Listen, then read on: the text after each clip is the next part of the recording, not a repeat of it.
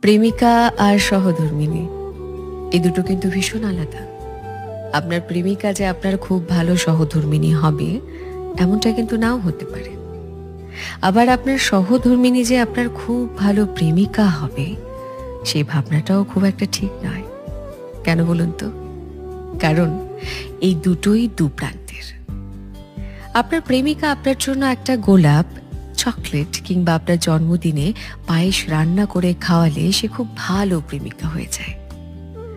কিন্তু সহধর্মিণী হতে গেলে প্রতিটি লড়াইয়ে কাঁধে কাঁধ মিলিয়ে চলতে হয়। তীব্র জ্বরে মাথায় জলপট্টি দিতে হয়। তার সামনে দুবেলা খাবারের থালাটা পরিপাটি করে সাজিয়ে দিতে হয়।